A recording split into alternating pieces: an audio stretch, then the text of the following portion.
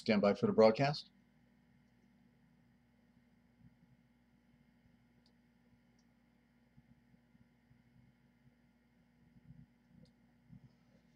Get ready for the emergency broadcast system. The Forbidden History series, what they didn't want you to know, but we tell right here. Time to call your friends.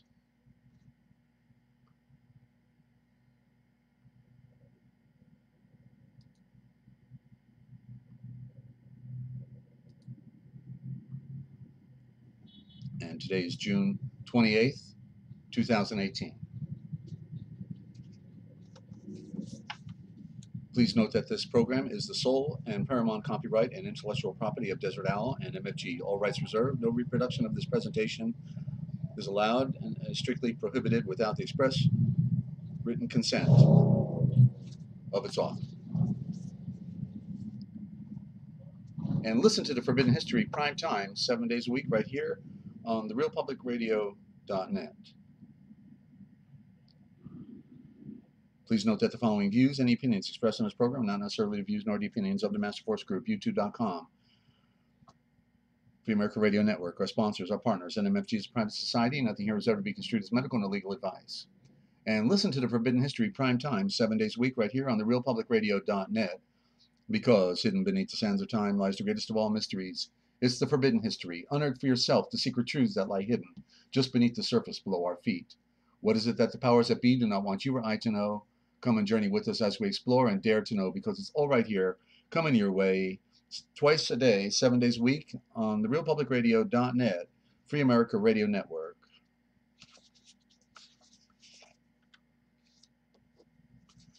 Stand by for the broadcast.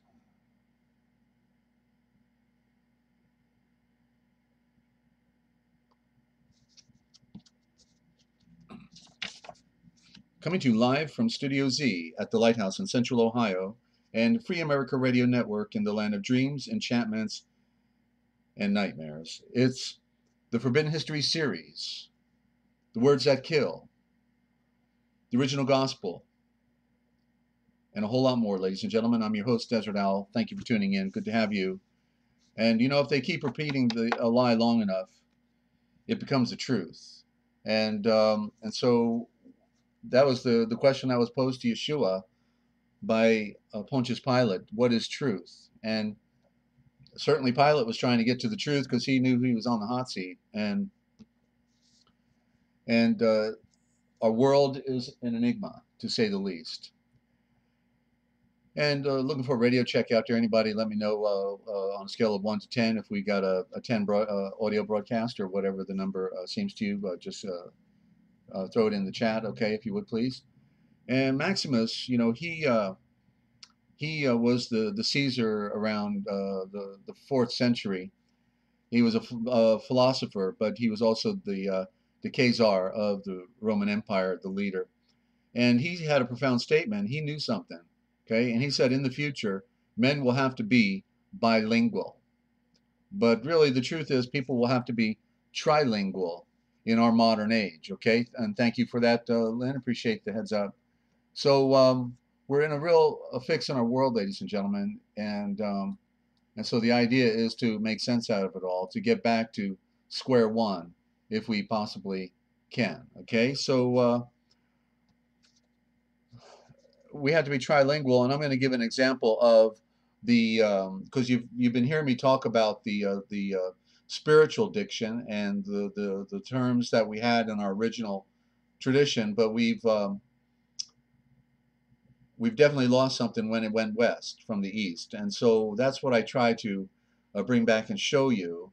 But there's a little more to it when you look at the legal diction. I'm going to show you the occult nature of the legal sleaze and how you don't want to understand anything in their arena. If they said, do you understand? No, I don't understand anything, because understanding means you agreed to be a degenerate, a bastard, and a drunkard, and a whole lot more that's derogatory, according to Bouvier's Law Dictionary from the 1800s, still used by the Supreme Court.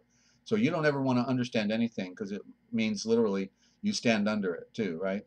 So whatever they falsely accuse you of. So, but we have a call-in number, and it's 608-566-7295. That's 608-566-7295. And I want a caller-generated program. Love to hear from those of you who love the Mashiach, love the spiritual truth of enlightenment, and are looking to take it, to the next level by being set free with the words, because it's all in a word. What's in a word? Everything is in a word. The entire universe are wrapped up in the Shavors. Okay, so so I'd love to hear from you. And we did an audio check today. We actually have better audio now with the broadcast for the phone, so we can take your call by the phone, and love to hear from you. Okay, so good to go on that. And thank you, Lynn, for that test today. That was perfect. I know I don't need to lean into the mic. Actually, I don't have to back off, or I just sit back where I am, and it all works out. So that's pretty cool. And then Skype, if you want to Skype your comments, or if you're overseas, obviously you can't call on the phone. You can call on Skype phone for free, and that's free, all one word, Free America Radio. Free America Radio. Free is in freedom, America Radio. And you also use the instant messenger, and I will definitely note your question, because in the chat room it's sometimes hard to to follow the discussion that's going on in there. If you have a question though in the chat room, the best thing to do is put it in the word question with all capital letters and a colon, and you can put a question mark after it as well. But then upper and lower case with your question. Certainly try to polish your question to as few words as possible to make it easy to comprehend. But no worries, no problem. Just whatever you're inspired to put there. Then that's fine. So the duality revealed, ladies and gentlemen, is something I'm also going to share with you. Okay, the duality, because you hear me talking about the the problem with the corruptions, and like most people, when they come right into their quote unquote Christianity, on the first instance, what most people are told, that the King James is the only transliteration, and it's simply not the case. Okay, obviously, what if that's legit, truly authorized, and what was the legitimate translation prior to 1611? You see, do you ever think about that? So we're talking about literature. It's what it really comes down to, because we have no originals. Then everything after that is a best attempt to bring forth that which was from the ancient past. But I'm going to give you a better idea of how bad it really is with the words. Okay, thanks to the great work of Young and his literal translation of the scriptures, and he did the literal translation of Bible translation. He did the concordance in the 1800s, and then he also did a Bible to boot. I can't get over how these people produce this stuff, especially when they didn't even have computers, So I've got a little bit of a revealing for you, but I have one thing I've got to do, and I apologize, but I got to get that air conditioning back going again. It's getting hot in here, so stand by. Just give me about a minute, all right? I'll be right back.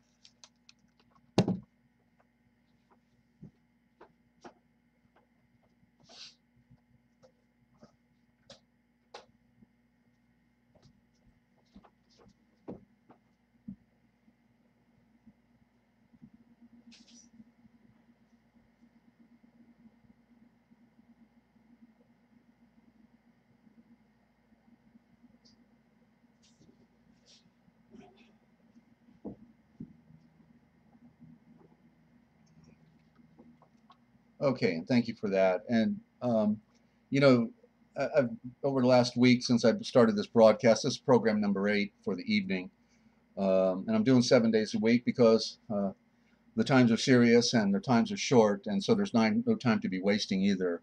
And I just so grateful to have met so many wonderful people out there on the YouTube.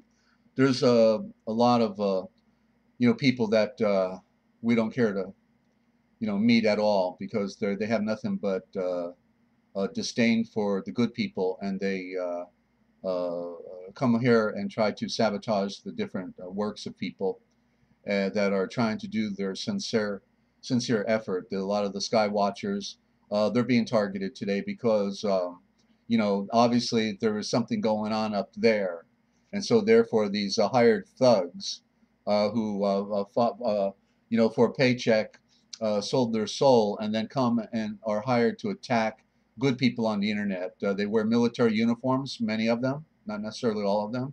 You get a paycheck to do it, and some of them are Khazarians following the Babylonian Talmud, and they don't even regard you as being qualified as a sentient being, but more like an animal. Okay, Lynn, you needed this confirmation. Thank you. Okay, I'm not sure what I said. I have to hear the replay. I'm just rolling, but thank you, because it's just um, our world is crashing around us. The people, bad enough we got psychopaths as rulers, but then we have the people with no life, with no conscience, with no heart, no, as if to say no soul, and so their party is hurting other people. That's their motivation for living. While the Mashiach, Yeshua, teaches us to serve people, to help people in their struggle, and to even to love our enemies, meaning not that we love what they do or who they are, but we will give them a glass of water or pick them off their face on the ground if we have that opportunity, because and to forgive all, because we want to be forgiven as well by the Great Spirit. So it's a different arena within the spiritual walk, but these people will never be able to, with maybe a few exceptions, ever be able to have that experience of true spirituality. Maybe if they see their family crashing all around them, and their lives destroyed by the great breath of the wind and fire, because when they come after people like me, as it says in the scriptures, they're not coming after me. They're coming after my elder brother. They're coming after the one who made the entire universe. They hate his guts, and they think they're going to have a party. Huh. Right around the corner, they're about to get bopped right over the head. And I don't wish ill or bad to happen to anybody, but it's called the natural law. And when you go around trying to hurt other people and to create problems, then the natural law comes back to you. It's the law, okay? So so the occultists pretend the law. They, like the judges in the courtroom, and where they're railroading innocent people. How many lives did they destroy over marijuana? When all they were doing, I mean, it's safer than alcohol, and all they wanted to do was feel good. So they got beaten up by the system, kicked in the teeth, and thrown away with the key thrown away. It's a spiritual battle, that's for sure. So what I want to do is I realized I had to create an additional segment for the evening presentation, because I'm going to show a pattern. I have to show the pattern, because when I'm tearing down the only thing that somebody has to hold on to, which is like their quote unquote King James authorized version, and if King James was authorized by the Great Spirit of Life, okay, then how come he was quickly deposed right after he did that work? How come he created the Book of Beasts prior to doing that, when he was King James Scottish Rite the fourth or the fifth in Scotland? Then he comes to England, becomes Scottish King James the first of England, after he's into occultism, and then he's apparently history is recording him as to be an homosexual. And then and the big lie, of course, the King James is like 90% William Tyndale from the 1500s, never got any credit for it, and all they did was alter it in order to add some other code shenanigans. And I can show the code in there, okay? I can show it. One of these days I will. And so there is, and then how, because the scripture says, that if you do a benevolent work for Yahweh, the great breath of the wind and fire, the Holy Spirit, then it says that he will endow you with the Baruch Game, with the enlightenment and endowment that perpetuates your life in length, and also in a type of prosperity that has more to do with enlightenment than material things. It's not about material things, it's about enlightenment. And then it says that he would then visit you down to your fourth generation, that those behind you, the ones that you love, your offspring, your grandbabies, that they would be visited as well and cared for even when you're not here, because Yahweh and Yeshua's word is great and perfect, and therefore what he says he does. So how come then the son of King James, the first of England, Scottish Rite Freemason, his son Charles, when he takes the throne, not long after, he has his head cut off?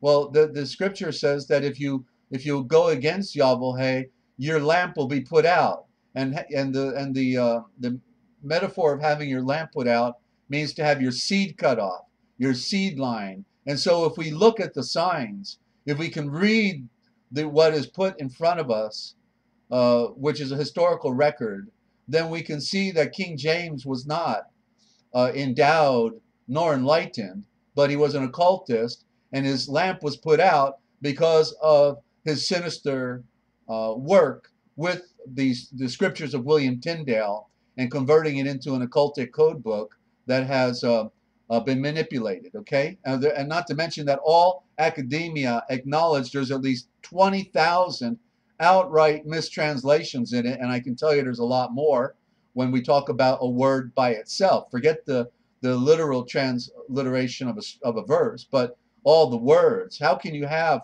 one English word represent as many as 40 Hebrew or Greek terms? One English word. That's a theoretical impossibility, because it would take a couple words to come forward from any of the Hebrew or Greek, most likely.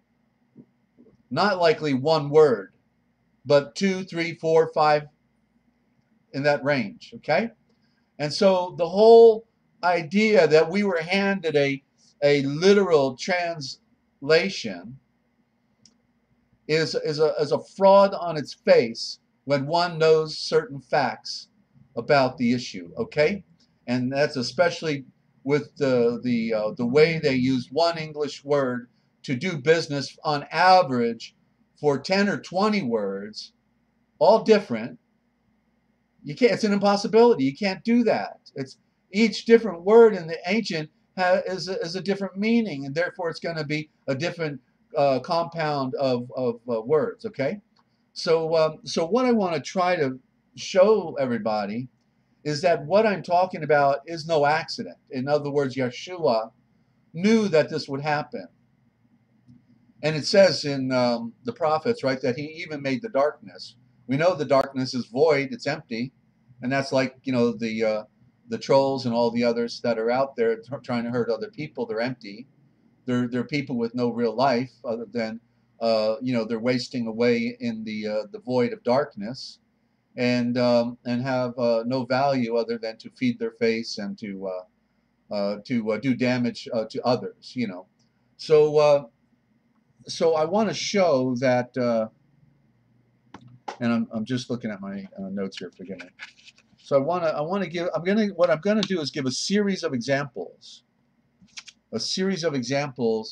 on how the scriptures themselves tell us that it was meant that the occult basically you know, take over, you know, the Lucifer clothes with the light, even though it's an idea and not a literal entity, other than men dressed in dresses, women's dresses, the priesthood and the Scottish Rite. They're the Lucifer, because they perpetuate the idea and the culture of destruction. So so I'm going to give a different example on each program now, and I'm going to collect them together, and then I'm going to do one program showing it, you know, from cover to cover, because the theme is explicit and total from beginning to the end of the book. Okay, it is the way it is, because it has to be. The darkness is what introduces us to the light, is it not? You could not know the light, and unless you saw the darkness, right? When you're in the nighttime, you see the light of the moon, you see the light of the stars. Hey, you say there's a big empty void up there. You didn't see that in the daytime, right? Because the blue sky covers the vast emptiness of space. So in the astral plane, we see the void, but we see little points of light out there. And that's the way it is. We're just little points of light in a great sea of darkness here on planet Earth. And some people just love the darkness. They love being wicked. They love the idea of hurting other people, of the terrible things that they do to children. Uh, it's an occultic world, and they can't escape their own doom and their own destruction. It's just a matter of time. They sold themselves to a blood oath and think it's a real posh thing to do. But one day they're going to look in the mirror, and when their time comes, and they're going to know the only one that they fooled was themselves, other than the many people that they hurt along the way. So Solomon, there's a story about two women, and they were whores, and they were sleeping in the same house. They each had a baby, and so one of the whores slept on her baby that evening, and then in the morning, when she realized she suffocated her baby, she switched out with the other woman and took the other woman's baby, put her dead baby on the other woman. And so the true mother that had the living baby, I'll call her the true mother. The true mother realized when she woke up that the dead baby was not hers. And so she told the other woman, "Hey, give me back my baby." And she said, "No, wait, this is my baby. That's your baby. You're not going to have my baby." And so the true mother went to the king in order to get remedy.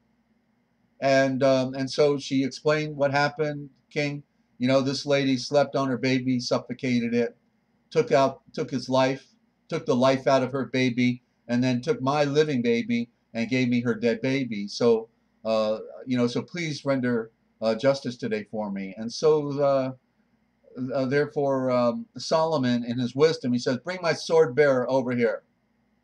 And so the sword bearer comes over, and he says, "Take the living baby and cut it in half, and give one half to this woman and the other half to that woman." And as soon as he said that, the true mother fell down on the ground in agony of the thought of her baby being slaughtered. And she says, "No, don't kill the baby, please. Instead of killing the baby, give it to her. Okay? Give it to the false mother and let her keep it so that my baby will be preserved." Okay? So get the picture. The true mother, and Solomon, he's representing an important symbol here. He's representing Yahweh, the justice of light here in this picture, with wisdom, knowing, because he knew immediately that the real mother, would not want her baby killed, but the other one said, I think even in the story she says, "No, go ahead, cut it in half." So it was pretty obvious, who the real mother was. So Solomon says, "Okay, take the true baby and give it back to the true mother. Take the baby, give it back to the true mother." But in the story, what did the true mother say? She says, "Give it to the false mother so that my baby will be preserved." So that's telling us a story, because the true baby is the real truth. The true baby is the original storyline. The true baby are the original scriptures. And yet, but because the occult had to walk on it and had to snuff it out, what happened was the Virgin Mother, in the symbolism now of the true Elohim, says, let us give it to the false mother. Let's give our true baby to the false mother so that our true baby will be preserved. So it's preserved in a corrupted form, a la the Vatican, you see, and which is the head of the beast system. And they control the translations. They control the words. They do it outside the Vatican at a place called the College of Abbreviators. So that's what happened, ladies and gentlemen. And that pattern about the false given providence to handling what is true is the way it is in the nature of this world of darkness. Because if the truth were completely, saying it the way it is. Just like they went after the Cathars in France. The Cathars in France were like one of the last remnant of the true followers of that Eastern tradition of the pure Moshiachim tradition, the what we call Christian tradition today, but that's the Western version of the Mashiachim. And so the Cathars were told to come out of their mountain fortress, and they burned them all at the stake. Okay, burned them all at the stake, and these people didn't flinch when they were bound up to the stake and lit on fire. They never winced, never showed an ounce of pain, showing they had the true spirit in them. Okay, so it was predetermined that the darkness would be in possession of the light of our truth, and so we go there to receive the initial message, and then from there, because we can connect directly with our Redeemer, with the one who knows all things, the tree of knowledge, the one who all power was given unto him. He always had all power, but he for a moment when he came to earth surrendered that power in the form of the flesh to show us that we could do what he did, and that then there's a transition back, to our source. So that's the good news. And so I'm going to show you the pattern from the beginning of the scriptures to the end about this duality. It's just like sun and moon. Okay, we got two beautiful objects in the sky, but only one of them has the light, and yet the moon represents the occult. You see, but it is the softer light. It also, in the metaphorical expression, you see, we can't look directly at the sun, right? And so that would be like Yahweh, who they mispronounce as Yahweh. And so we can't even look at the sun. So it represents the great Father, in his pure element. And so we're not even able to look up at the sun. So we can look at the softer light, the moon. And so even when it represents the occult, it also represents Yeshua, because we can look at the softer light and say, oh, isn't that beautiful, that moon? And the moon in that metaphorical expression represents Yeshua. Okay? So there's all of these multi-layered meanings within the symbol. It's not one thing that the symbol means. Each of the symbols, whether we're talking about sun, moon, or earth, all represent at one point the female, all represent at another point the male, all represent at another point the seed being the sun.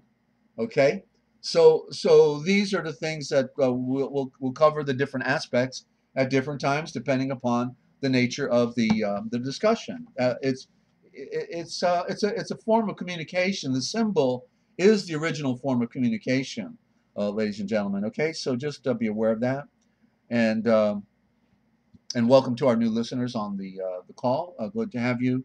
So before I get into the words that kill, the words they killed us with, I just wanted to read one thing out of the King James, but I'm going to transliterate it while I'm reading it. You may want to go there. It's Psalm 19, and you may want to highlight this one because it is a profound statement of the truth within the nature of this world. And it goes like this, okay? Psalm 19. And I'm going to transliterate as I do it because obviously the words there are code words in here that deflect from the original, and therefore it's important to bring it back so you get the picture. So, okay, so the stars, and you'll see me transliterate because you'll see the different word perhaps if you're using King James. Maybe you're using Far Fenton, or you're using another, okay? So the stars declare the illumination of Yahweh, and the sky reveals his handiwork.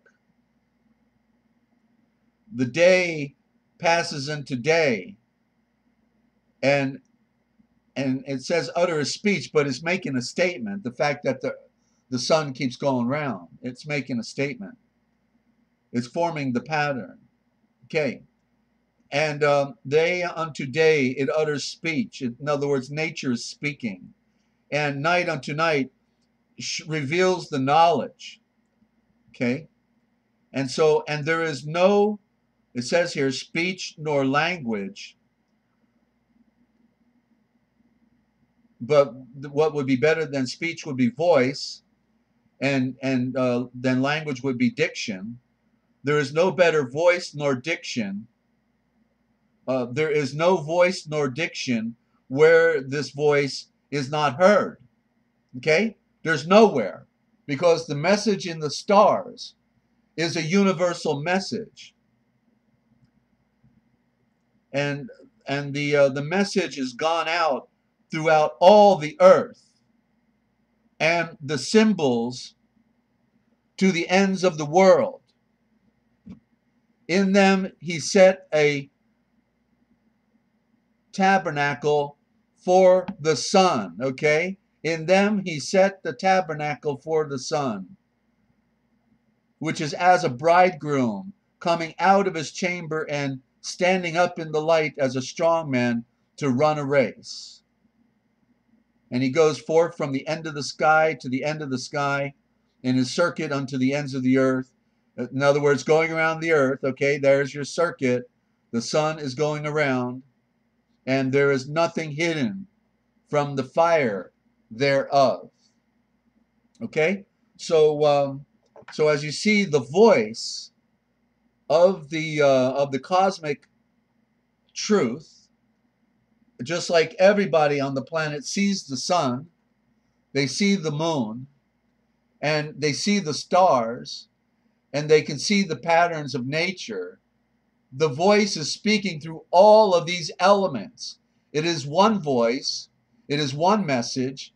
It is the message of the higher order and of our eternal connection that we have to make if we want to live. Okay? Because the first instance we come here, we're born into death. And that is why it says we must be born a second time. We must be born again. Okay? So so I want to give some examples of the burning swords of fire. And I know that you know, hearing things for the first time, you know, may be a bit of culture shock to you know, think that the dogma that one has been following all their life is not true, not correct, incomplete, and very often misleading. Just like there never was a town called Nazareth. Okay, it has to do with the community of the Nazarene, and I'll be talking about the community of the Nazarene as time goes on. You know, how come you know, they set up this phony Mount Zion in Mitzrayim, Egypt, which was Egypt, Mitzrayim, Egypt at the time. You know, where St. Catherine's monastery is, right? That's not the real Mount Sinai. Even in what Paul in Ephesians, I believe it is, said it's in Arabia, and indeed it is in Arabia. Ron Wyatt is the first one to risk his life to go there, and then some other people that worked in Arabia actually got plenty of photos and got them out. So you know, so the what's going on? You know, why are they covering up all the original, you know, storyline? Just like in the morning, I'm reading the original gospel. Okay, 182 chapters. The real story behind his entire life. I mean, Yeshua had a life. Yeshua had a life, and naturally, his life being the most important would be recorded, especially by a royal family that had unlimited resources and wealth at their disposal. We've been given some false impression that they were some type of impoverished family, but they were wealthy. And when we read the scriptures correctly in our New Testament, in one of the letters of Paul, we find out that actually Yeshua gave away all of his wealth, all of his holdings in those last 3 years of his ministry. He gave it all away, and then he went on his last 3 years of a journey. Okay? So these are the things that get covered up by the occultist.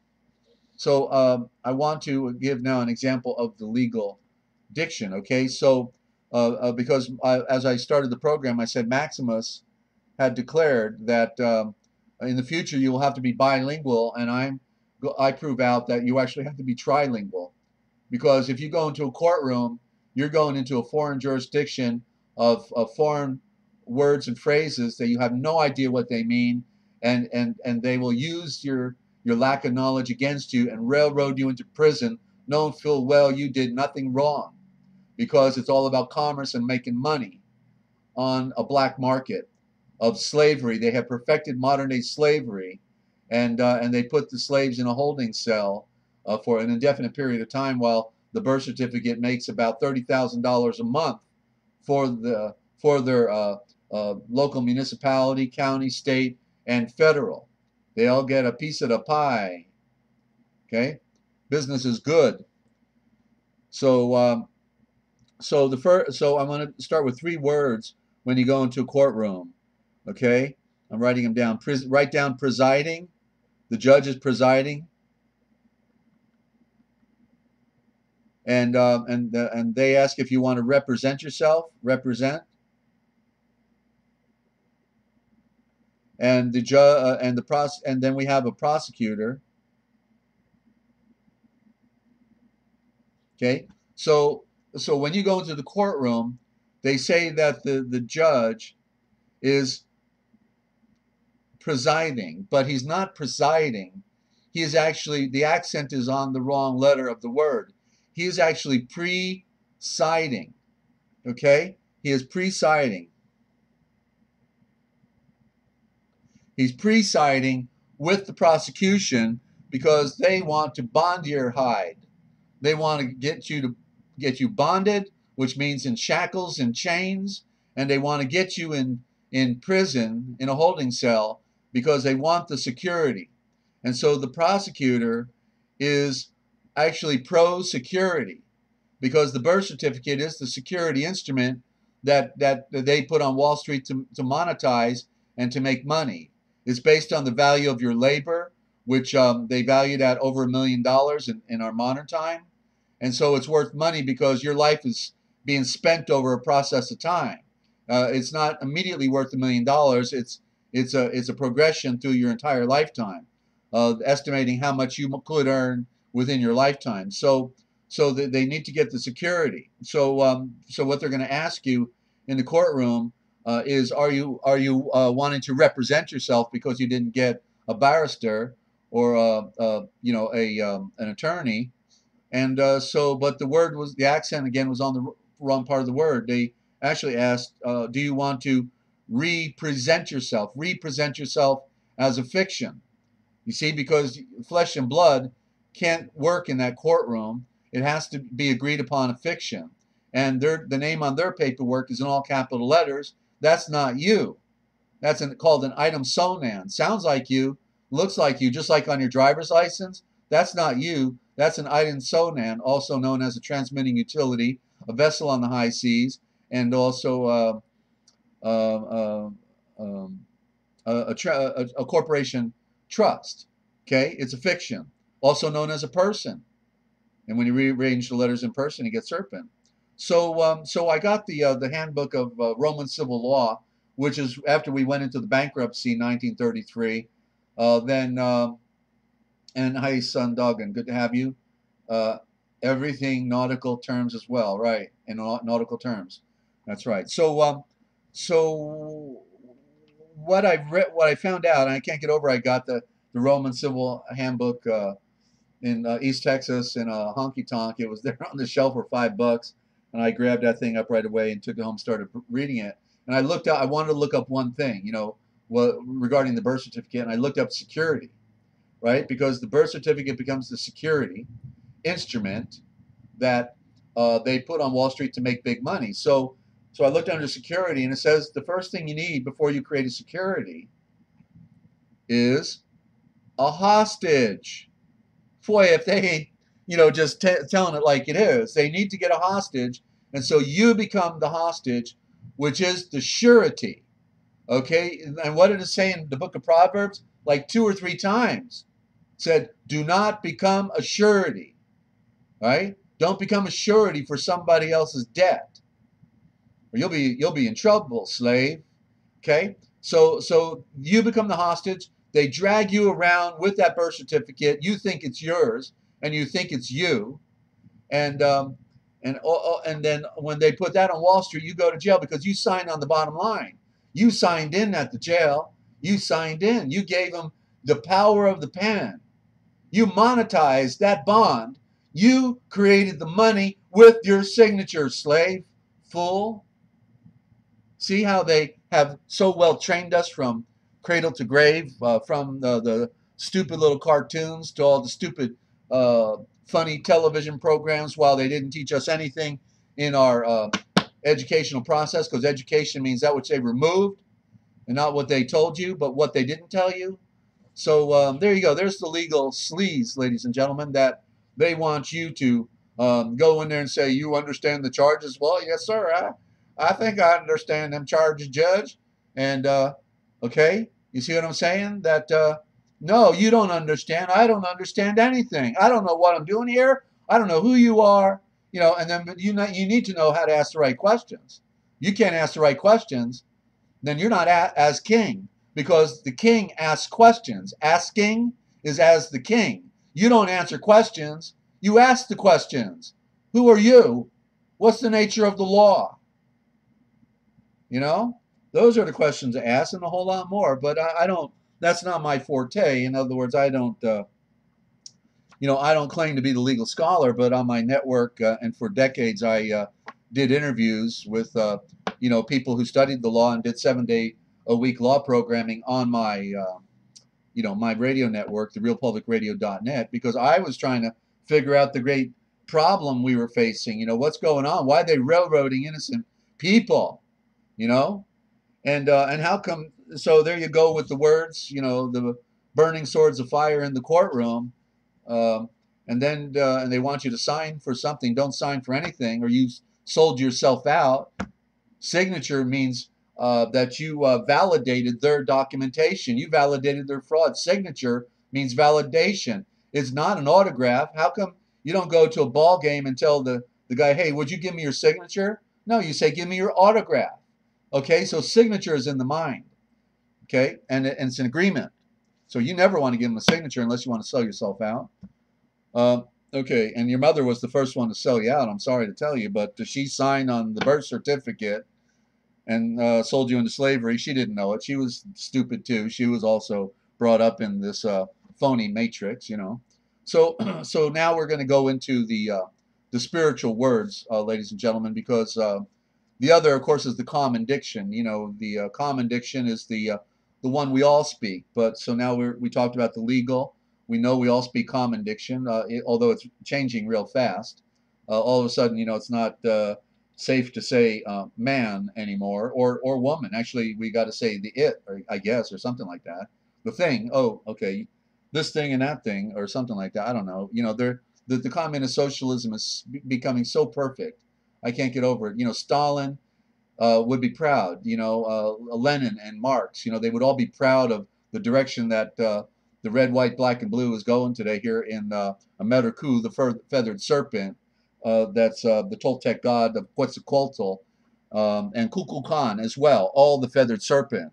You know, it's a joke. It's the phoenix. Okay, it was just here. It was a prop for 500 years. The phony discovery by Columbus was Francis Bacon's New Atlantis, that they had designed the whole scheme because they always work under a 500-year cycle.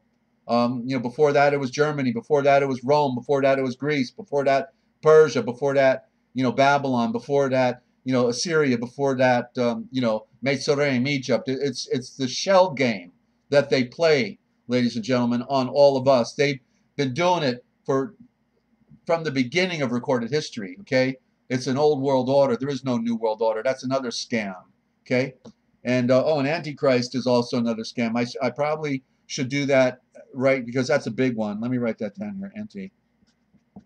It's their creation. Okay, and I'll explain. Okay, so we'll start. We're going to start with Jesus. Okay, because we're dealing with Jesus the Christ. We don't even say it correctly. It's not Jesus Christ like it's his first and last name. It's Jesus the Christ. Okay, because it's two different aspects of somebody, and so so Jesus. Let me take a sip of my health tonic here because I'm Feeling it right now. Okay, so, oh, and by the way, uh, Son Doggin, because you're out of Washington, D.C., and you mentioned you were driving past the Masonic Hall today. I guess you have an interesting job driving around town or something, but you're right there in downtown Voodooville.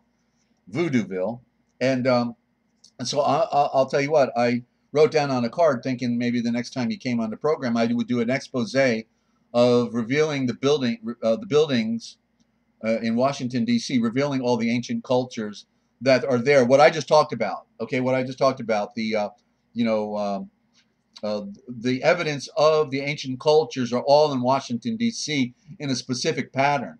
Okay, Rome, Greece, um, um, uh, Egypt, which is Mitzrayim, and Babylon, Babylon as well, and also at least we got a shorter delay. It looks like that's real cool. It's less than a minute. You've already responded, and also and then taking it all the way back to India, okay, where we got to go because that's where the unseen hand is. I'm going to show you. I can show you. So I'll do that after the words here, okay? Then that will be symbolism. So words are connected with the symbols, but the symbolism is superior, like Confucius said. Signs and symbols rule the world, not. Oh, the Seven Hills as well. Thank you very much. And the Virgin Mary. Okay, Virginia and Maryland. The Virgin Mary's right there. It used to be Washington, D.C. was known as New Rome. It was actually New Rome before Washington, D.C. And America was known as, yeah. And then America was also originally New India. Okay, New India. And that's why they called the native peoples here Indians. You know, like Christopher Columbus would be the laughing stock of all maritime history if they really bought into the scam that he was looking for India, which is in the southern hemisphere, and he's floating around in the northern hemisphere when India's on the other side of the world in the southern hemisphere. Give me a break, okay?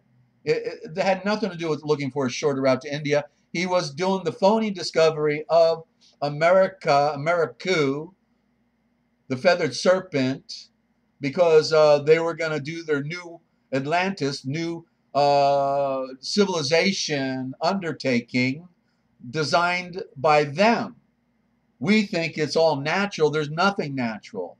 It's all a matrix of a charade, ladies and gentlemen. So stand by for that broadcast coming up next. And so, but we got to deal with our spiritual terms because, you know, I've been showing you that that these words have another meaning, and it's okay. You know, at one point, you know, the first thing is to get the awareness. We got to hear things we've never heard before, and then we can meditate and pray about them.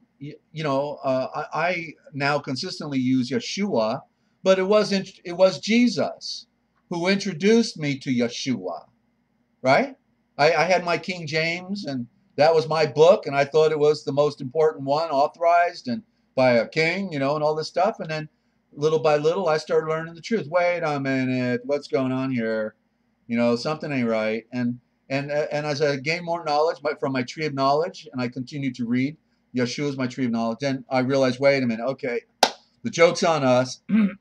They changed the guy's name because once I started reading in the Old Covenant the story about Joshua, and he came right, the son of Nun, which is the son of Nun, and he came right after Moses. Then I realized that Joshua was the archetype of Yeshua. Well, at the time, Jesus, you know. And I'm saying, wait a minute, Jesus goes back to Joshua. Yeah, you know, I could see it. And then all of a sudden I learned that there is no J. You know, we got a J in our alphabet like 200 years ago, maybe 3, but not too long ago. So J doesn't even belong in the book at all because it never existed. It's a Y. And so then I realized it's Yahshua.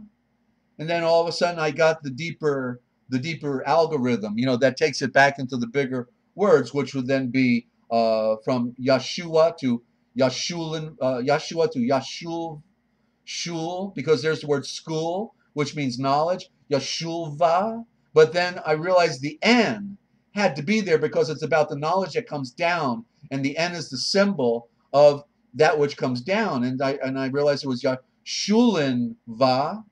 And then I learned in Germany they call school, the Schulen. You go into the Schulen. And so it's right there preserved in the Germanic, which is one of the best places to go to if you're going back to the original Germanic, Indo-Germanic, because Germany, which is Deutschland, would obviously be preserving it better than anywhere else, right? So so it's a thick wick, and so Yashulimva is the most primitive, but I use Yeshua because if I know that I use Yashulimva, I'll lose you all. So I find the middle ground. That's how I deal with this original thought with new friends coming, into this arena, because I realize I can't take them all the way. That's another discussion somewhere else. But on this public one, I got to find the middle ground, and that's why I might say Mitzrayim. Mitzrayim being Egypt, when it's not really Mitzrayim, that's the corruption. It's actually Meitzarayim. Meitzarayim. You see, the vowels are changed from the I's to the A and the AY at the end, because that's perfecting the Indo-Germanic.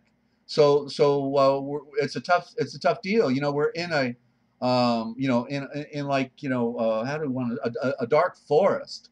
We're in a dark forest trying to find our way out. Somebody please show me the light up there in the canopy so I can, have a little light down here, give me some direction, So the good news is that it said that, he leads and guides in all truth.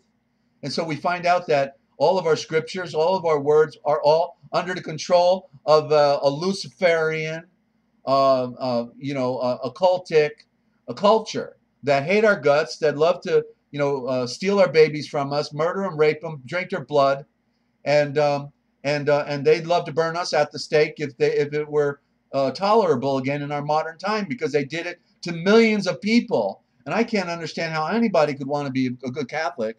They have to have heard about the history, and most people don't even know that the Jesuits wrote Mein Kampf for Hitler. It's what a world we have, because you see, that's the power structure, have such a tight control of everything.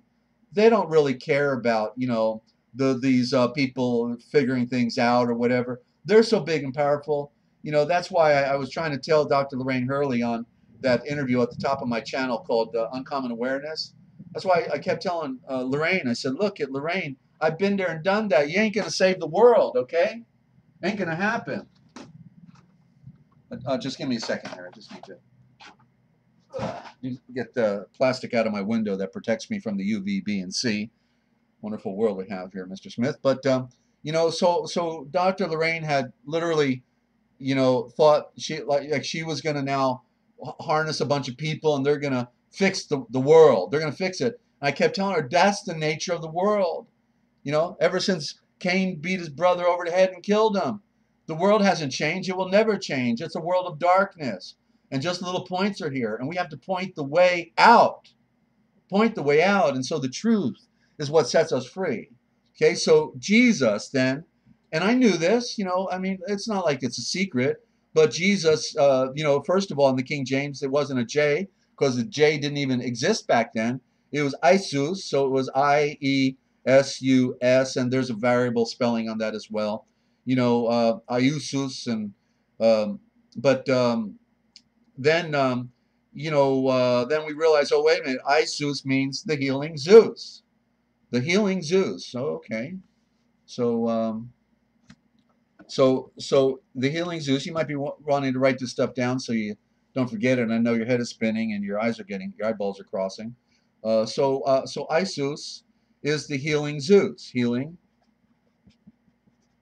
Zeus, Z-E-U-S, and also known as the hidden woman. Okay, that's a story for another day, but I'm qualifying it. The hidden woman, and so the healing Zeus. Therefore, look at so the one who's claiming to be this, the all-powerful, because apparently, even though Jupiter is the father of Zeus, it's like Zeus is still the supreme god. So it's an interplay that's virtually parallel to our Christian story. That Yeshua represents Yahweh, and Yahweh and Yeshua are one, right? And Yeshua is a healer, and Zeus was a healer. You see the pattern? It's what Clement called the law of syzygy, and that before the true tradition would come. Many false traditions would come. And so I'll keep repeating that, and then one day I'll tell the story how that law of syzygy works. Okay, so basically, Jesus is the healing Zeus, bottom line. And so are you following a Greek culture, or are you following an Aramaic culture?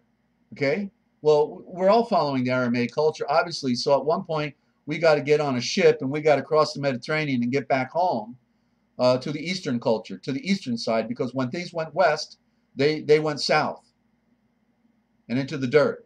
Okay, and it's mind control.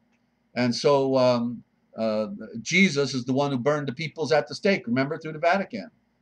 So, but it's okay. Jesus introduced me because he wears a mask. I read that, yesterday evening, was it, about the names? And that he says, I don't care what you call me, I'm not caught up in the names. If you will call me with your pure heart and a pure mind, and I've always known it. I mean, if we didn't know his real name, we could have called him Bob if that's all we thought, he went by. If somebody told us, they pulled another trick on us, said his name was Bob, he'd answer.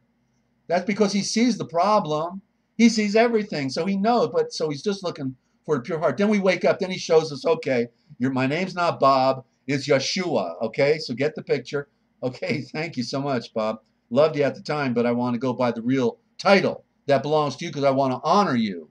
We're told to honor you and to go back across the river, which is what Hebrew means, to go back further east into the light of the sun, because the sun rises in the east, and it's a great metaphor. And going that far back in the east, then we can talk about Christ, the Christ, okay? I want to show you something really interesting about that word before I start talking about it. Let's spell it backwards, okay? And the ST always has to be ST, okay? So it's a package, ST. So we're going to spell underneath Christ, write down STRICT, strict, okay? So Christ is an anagram for strict. Now, isn't that, I mean, I went to a Catholic school for the first 4 years, including kindergarten, and those nuns were terrorists. I'm telling you, if there ever was a terrorist, those nuns were terrorists, and I think they were very unhappy because, they found out they were in the beast system and, being abused themselves and a part of a fraud that was actually the inoculation of the hatred of mankind, the beast system, so sure, they were pretty wicked because they were certainly not of the light. They were of the darkness. That's why they wear black. Go figure, right? And this Christ that they're representing in the occult world is strict. And in fact, if you don't do what he tells you to do, they're going to take a yardstick over your fingers and break them, or maybe they'll or do something else to you, like burn you at the stake, depending upon how old you are and what grade you're in, or what what time it is. So this Christ is strict, and you can see it in the anagram. But what's really interesting about this, because for the longest time I couldn't figure out why the so-called Israel, which is pseudo-Israel, not the real Israel, not the original, it's gone, it's over, no longer around. But so the people that are there are the surplanters. And I was trying to figure out, going back to, when they were banished to Babylon, then they come back to rebuild the temple. And I saw it in the scriptures where it said that they came back, with the Azazel and the 666, which is not an evil number by itself, but it does identify the beast system. And so I realized that they came back with the Babylonian Talmud at the same time, and that's why the priesthood immediately became corrupted, and that's why all the dirty things happened. We can read about in the Apocrypha, which was in the King James, by the way, for the first 50 years. Then they realized that was too much good stuff, and they had to take it out. It told too much truth, so they took the Apocrypha out. One of the most difficult things for me to see was that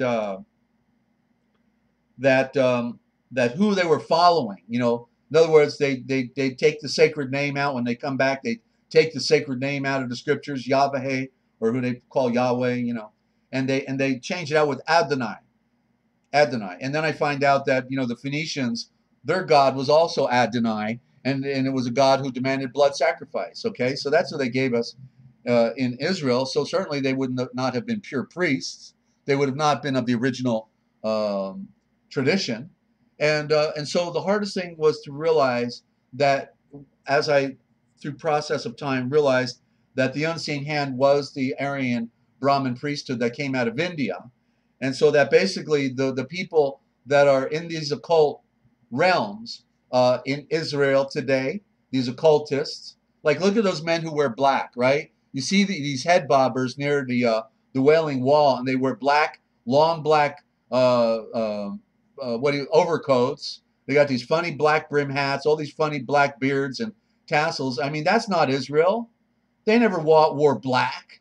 You know, it's an expression, a silent statement. Symbols rule the world of the occult darkness of the priesthood that's running the show. And so the hardest thing to find, the last piece of the puzzle came when I realized that just like Jesus is the healing Zeus, Isus, that Christ, the Christ, is actually an abbreviation, as they abbreviate all words, of Krishna. And there it goes, the entire ball of wax of that occult world with the Babylonian Talmud goes back to India. It is the religious book to conquer the West, Zionism. Okay, you're not people, you're not, you're an animal according to their tradition, and it's okay for them in their Talmud to even have sex with, you know, a 3-year-old baby, you know, or maybe younger. I'm not sure, but I know it goes back to at least 3, in its own words. Okay. So that's the problem, ladies and gentlemen. The occultic world have literally taken full control of everything. It's their world. Of course they would. It's their world, not your world. That's what we have to wake up to, you see. So there you go, okay? So the good news is we can get back to Kansas. We can get back to Yeshua, the Moshiach, and there's the word for Moses right at the beginning of it. It's a parallel. That's where he said a prophet would come, which was really the word navigator. He said that at the end time, a navigator would come who will be just like me, the Moshiach. Okay, the Moshiach. So you can embrace the true, and you can move away from what is dead and what breathes death in us. Okay, so the beauty is if your heart is pure and you're coming to him on your knees to Jesus Christ, he will love you. He will respond to you because he wears the mask. He wears the mask, okay? Because he knows the game. He knows those little tricksters, what they're doing, right? So he's not going to let them get over on you if you purify your heart. And so out of the false traditions, then we come out into the pure light, from the false light into the pure light, from the astral darkness, ultimately into the sunrise of the eternal day, a day without end. So there you go, ladies and gentlemen. I hope you put that feather in your cap and you take that to not to their bank, but to the real bank of Yeshua, okay? Because it's all a growth stage. It's all a development, you know, it's tough. You know, it's really tough to look at it. It took me a lifetime to be able to say these things, you know, and I know Yeshua did this to me for the benefit of all of you out there, because you certainly didn't have the, you know, the gumption to collect all the lost writings on the planet that you could find, and to dissect the words, and to, you know, to have to fast 10, 12, 14 days at a time. You know, my most important one was 22 days when they were trying to railroad me, you know, 20 years ago. And so it's work. It is a work. And so I had a passion because I saw how inferior I was in this world, you know, and what my parents didn't do for me. Not that they did anything bad to me, but they did, you know, they didn't nurture me the way we're supposed to be nurtured by a loving family. My parents divorced when I was 6 months old. You know, they're out having their own private thing going on, and I'm left there on my own, you know. So the good news, I identified with the great breath of the wind and fire, the Holy Spirit, my Redeemer, my elder brother, Yeshua, and I connected with the invisible realm, because the visible realm didn't care about me. So that was the good news. That's the sweet coming out of the bitter, you see. Okay, so now I want to, before we get to the great lies of history, I wanted to do for one of our sky watchers out there, Sundogan, because she's and some of you people spell her name wrong. I noticed that it's Sundogan with an N at the end of it. Okay, so spell it right. We're here about words, and we want to honor everybody properly. And so I want to. I've done this before. Okay, this is not the first time. It's just uh, she mentioned going by the Masonic temple today and feeling the occultic energy come out of it or something like that. So I said, okay, if she comes on again, I'll get the the expose on Washington D.C. going, and she already gave us some of that stuff up there on her message thing, right?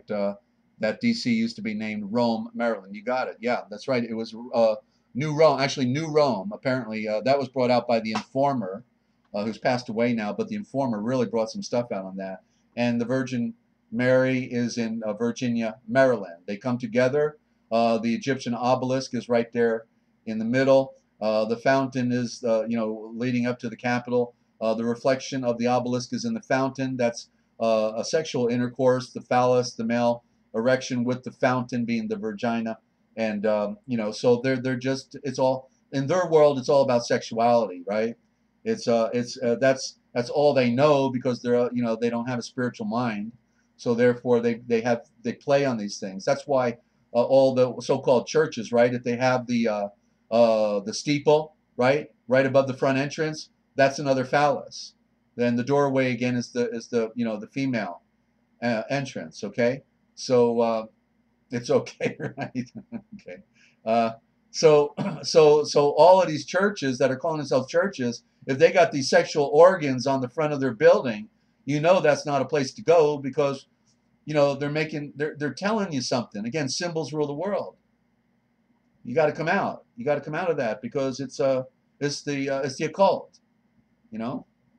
Okay, so I'm going to start with the border around Washington, D.C. I'm going to show the ancient cultures how that Washington, D.C. is the culmination of all the ancient cultures that they controlled at different periods of time. Okay, and so we're going to start with Babylon. Not that it's all in linear order, but because Babylon had the 12-mile walls around it. It was a square, and it was 12-mile square walls around all of Babylon. Now Washington, D.C. only has a 10-mile square border, creating the imaginary walls going around it. So the walls around, or the 10-mile square, I'm writing it down here, 10-mile square around D.C. is Babylon, symbolizes Babylon, their ancient culture that, where they were going to they built the ziggurats, the sun temples going up, for their worship of the stars or whatever they did and those things, and their sexual orgies they had up there. Okay, so that's Babylon. Okay, so now the buildings were built with the Greek design. Okay, so the buildings, okay, I'm writing that down. Buildings are Greece. Now, in the law, when the bankruptcy occurred, then circa 1933, they went under Roman civil law. They did away officially with Tompkins and the railroad trial. Officially did away with the common law, and then they went under their statutory code rules and regulations of fraud. And so the law, the jurisdiction, that would be the word, jurisdiction, is Rome. The jurisdiction is Rome. Okay. Oh, but we need to go to the Constitution. I've never connected this one until right now. And the Constitution is also Rome. And the reason being is because, as you have heard me say now, the letter N means that which came down. Well, okay, so if you take the letter N off of Constitution, you get Constitutio. And the Constitutio is an imperial decree that came down from the Caesar, from the Kaiser, okay? So the Constitution is also Rome. So right there, right out the gate, not 1933, but 1776, okay? or whenever we got the Constitution right after that. Okay, um, so it was a little delayed, I guess, but that's we got the Declaration of Independence, I guess, 76. So, but anyway, so then so now we're going to look at the style that goes around the buildings, these Greek buildings. There's a style that's up in the upper part, you know, like above the pillars, and the style are like these lines that intersect and go all the way around and skirt around the building, and they create swastikas in them all around the buildings. Okay, it's all over Washington, swastikas. Okay, and so the swastika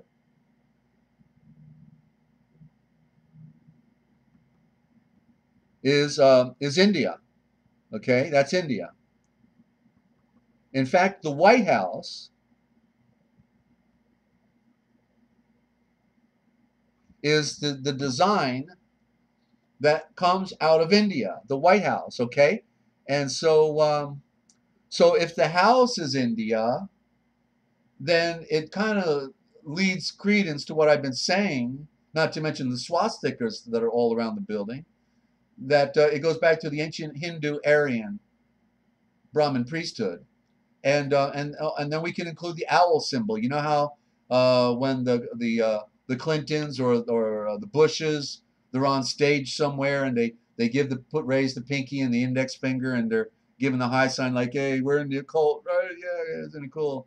You know, and nobody else gets it but we do. And well, that's classically supposed to be the owl. You know, it gives me a bad people like me a bad rap, or the owls. You know, they uh, I when my father, Heavenly Father, gave me the title of Desert Owl back in the 1980s, I had no idea Moloch was an owl. You know, so just like a gun, there is no evil gun.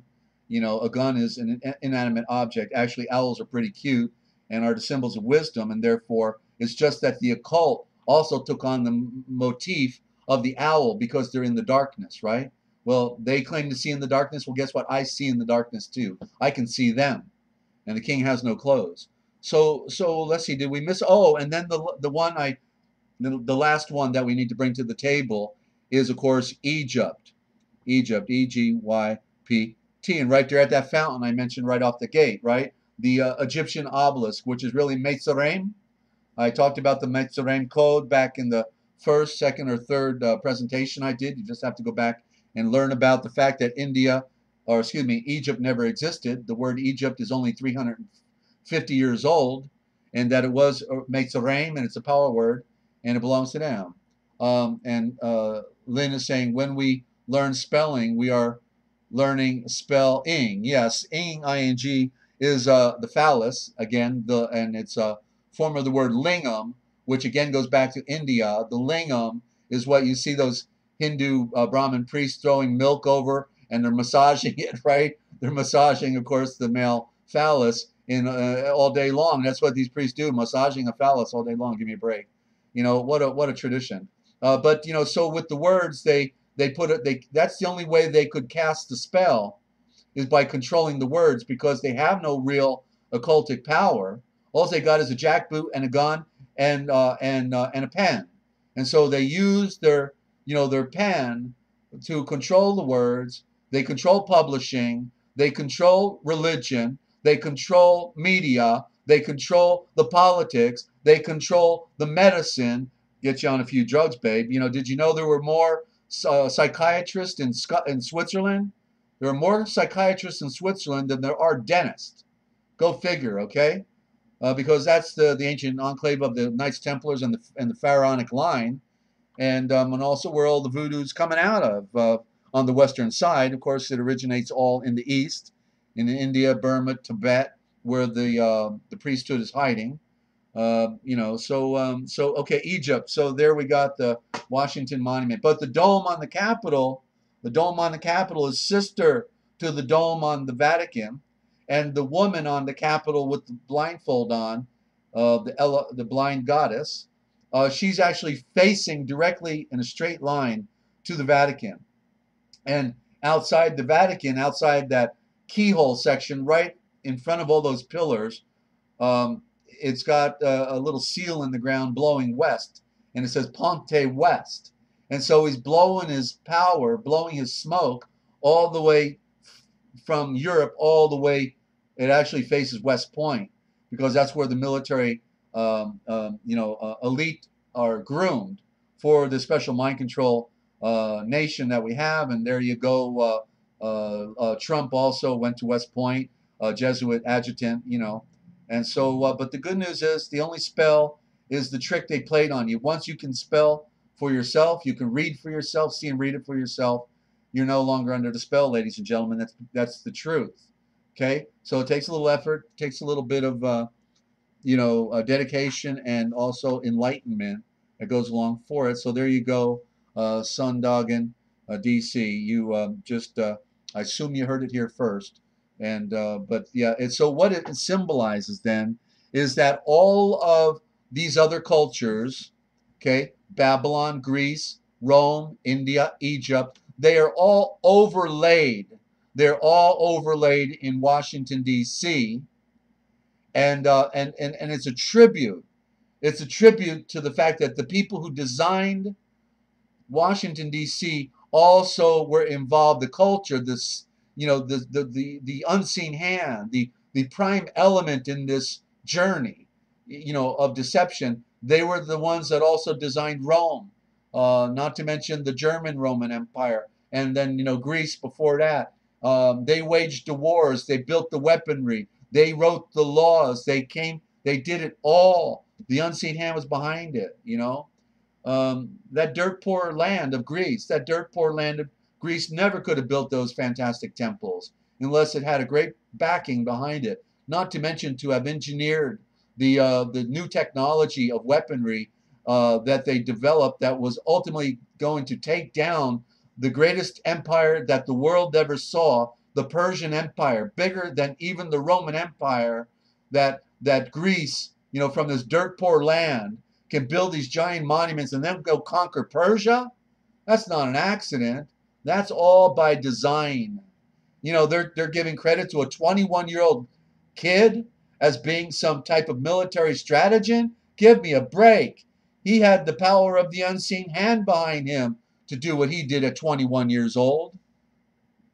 Put two and two together, ladies and gentlemen. The truth, the strange, and the fiction, and it's the forbidden history. It's not what they told you.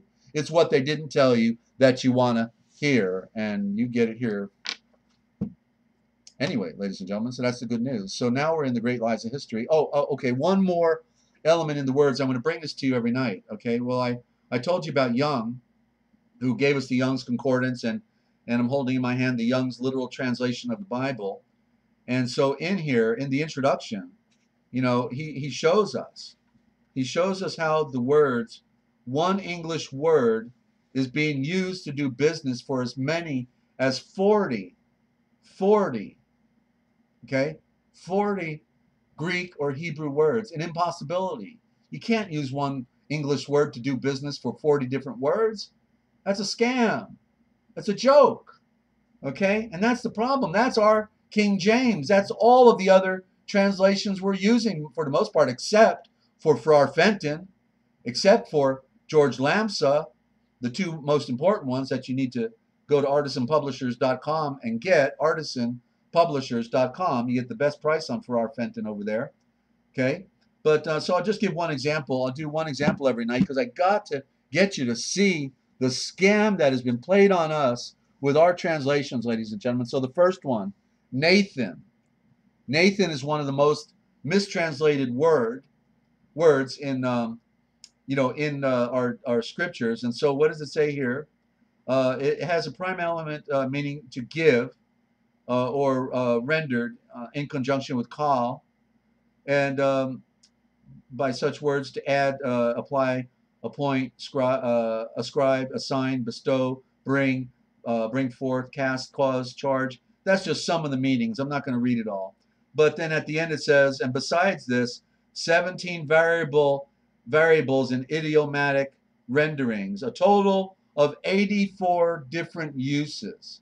84. Okay, so that's the ultimate extreme. No, it's not. There's another one down here. So I'm just giving you an idea that that this is not scholarship. This is voodoo, okay? Pure voodoo. So you've got to become a scholar, ladies and gentlemen. You've got to make your connection with the one who made all things, because the one who made all things is the one who reveals all things. Oh, thank you very much. District of Columbia, forgot that one, of course, Sundog. And let's see what you said here. Columbia was the goddess of war, thank you very much, and destruction. And she is on top of the Capitol building as well. Right, and Columbia, you see, is the woman. Columbia is the war goddess. That's right. And so, but look at the word column. If we realize that the A also can be a consonant, that's the duality. You can turn it on, you can turn it off. So you've got Columbi. And so bi means two, right? Bi means two. And so it means two columns. Columbi. And then we can think of like the Columbine shooting, which was the mind control experiment with a couple kids, and they were primed under the care of a psychiatrist that actually handled many other people. That he's got this connection, this one psychiatrist, with all of these other shootings, without getting into it. And so they do their mind control experiment at Columbine, but the Columbia. Right, Columbine. Thank you. That's right.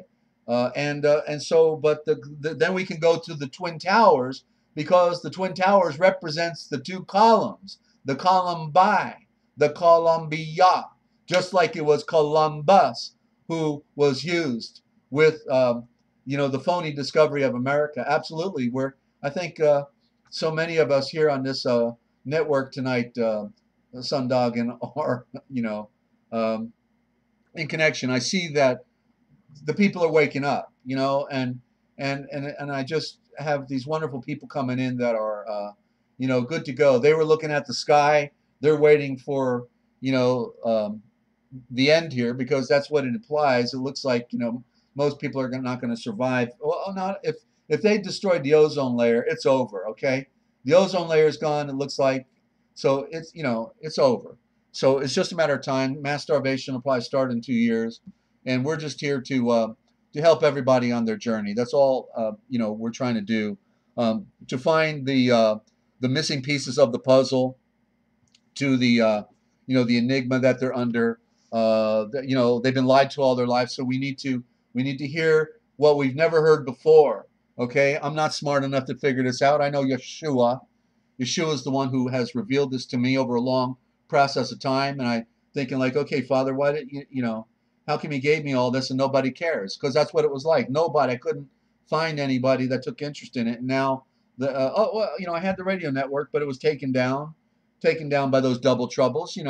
That's their game. They gotta keep throwing a wrench in the gear, because people who tell truth, they're afraid of them. They're afraid of the Freemason has no clothes. And I got to turn off that air conditioner, and I'll be right back. And we're going to be on the Great Lies of History, and I'm going to bring into you the Vekoresh, the Watchers, and how they fell. The only story that's never been told correctly until tonight, ladies and gentlemen. Stand by. I'm Desert Owl, thanking you for tuning in. And you are tuned into the RealPublicRadio.net, Free America Radio Network, a voice around the world. I'll be right back. Give me 1 minute.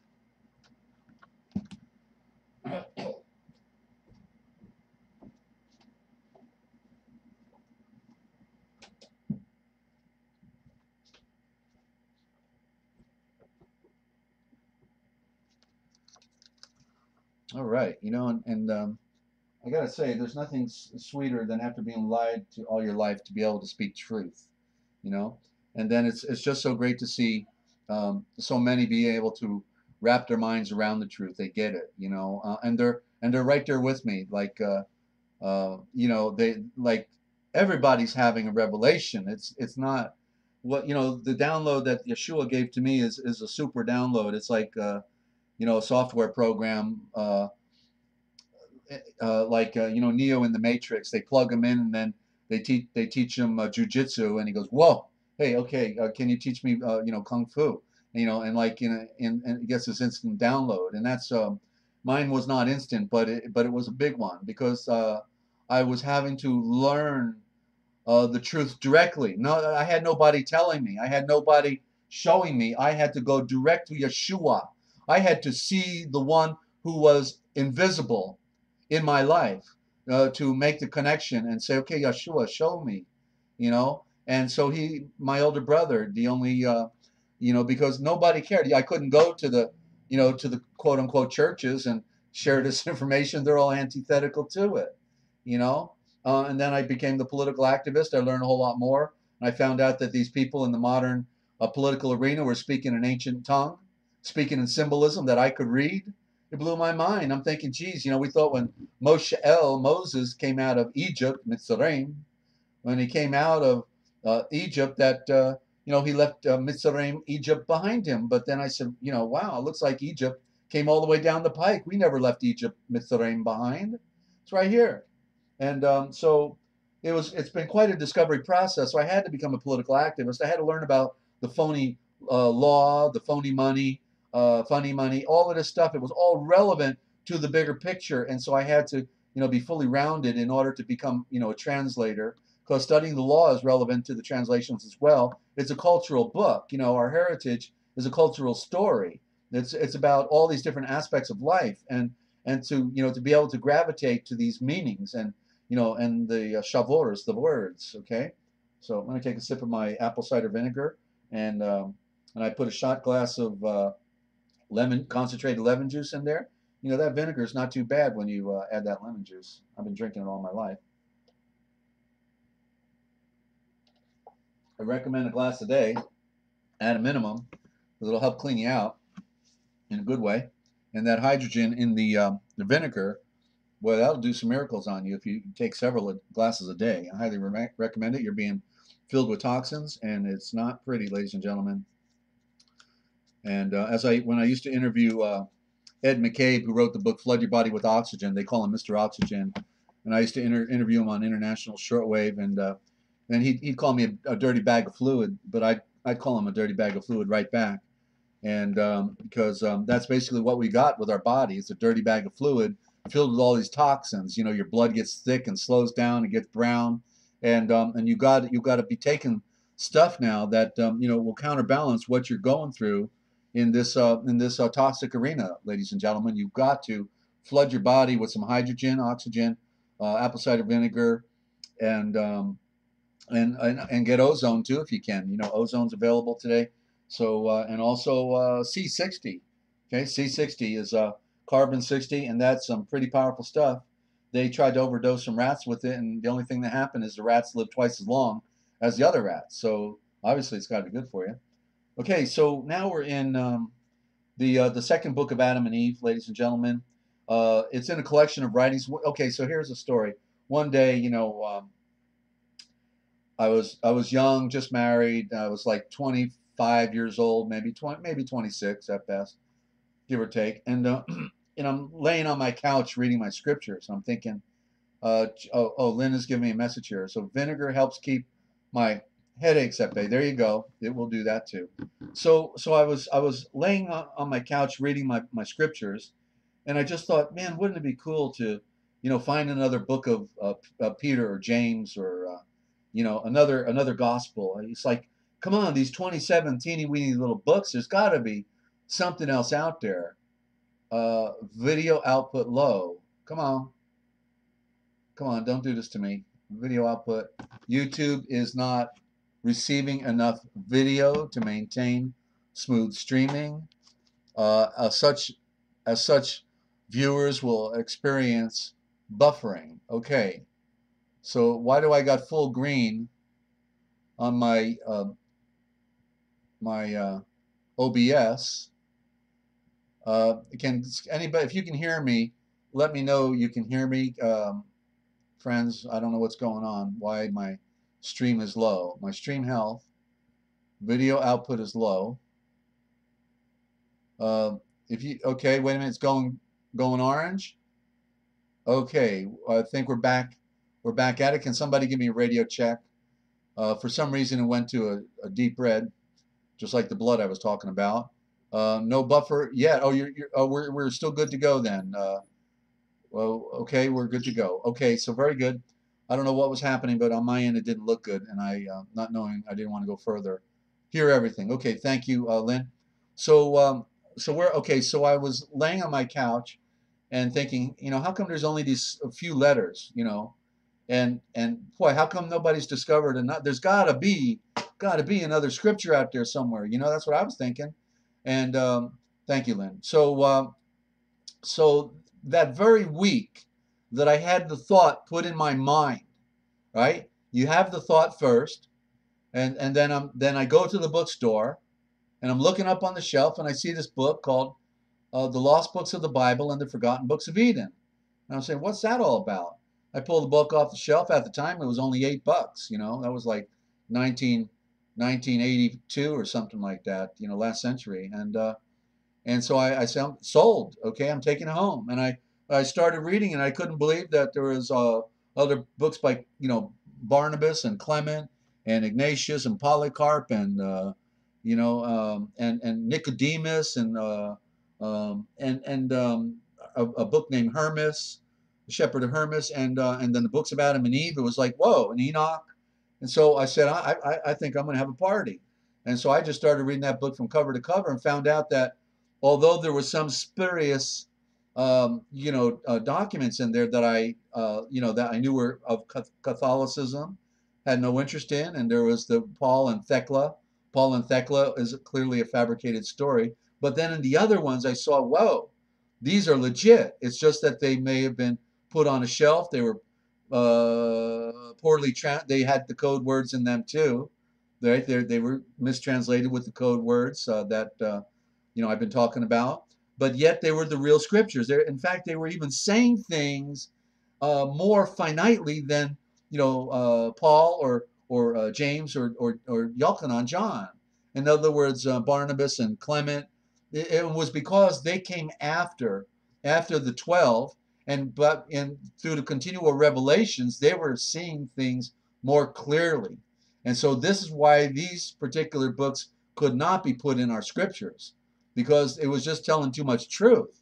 So they get published, in the 1800s or whenever they were discovered first, and brought to the world, but not as authorized, but as non-canonical. Okay, that's non-Canaan. That sounds pretty good to me. Non-Canaan, I'll take it. And so, of course, Canaan is Canaan, and that's the Canaanites, and that's the children of Cain, and those were also the Phoenicians. But I think you're getting the picture. So I'm going to start at the end of the book of Adam and Eve, book 2. And I've read this thing many times. I read it with my family. It was fun to read with the little ones, at the time. But and just to feel their pain and their struggle right out the gate. So this is at the time when Adam's remarkable last words. He predicts the flood. He exhorts his offspring to do good. He reveals certain mysteries of life. Okay, I like that stuff. So I'm just doing one thing here. Hang on. Okay, so here we go, ladies and gentlemen. If you've not read it before, you're about to hear about the Vekaresh and the Watchers and how they have fallen. But these are flesh and blood. They were Aryans, okay, in particular, and they got tired of living in a monastic setting and fasting for 40 days and eating for 40 days and wearing all their clothes and being modest. And then they decided, look at all those naked women down there. I think I want to go down there and check it out. And then they decided, hey, why don't we have a party? And these primitive people, we'll just be able to cash in, enslave them all, and we'll be the priesthood, run the world, and they'll be our frontline military force. And that's how it all started in simple terms. But now let's get into it, okay? So chapter 8, when our father Adam saw that his end was near, he called his son Seth and came to him in the cave of treasures, and he said unto him, O true and perfect Seth, my son, bring me your little ones and their little ones, that I may shed my barokim, my endowment and my enlightenment on them before I die. And Seth heard these words from his father Adam, and went from him and shed a flood of tears over his face, and gathered together his offspring and his offspring's offspring, and brought them to his father Adam. But when our father Adam saw them all around him, he wept at having to be separated from them.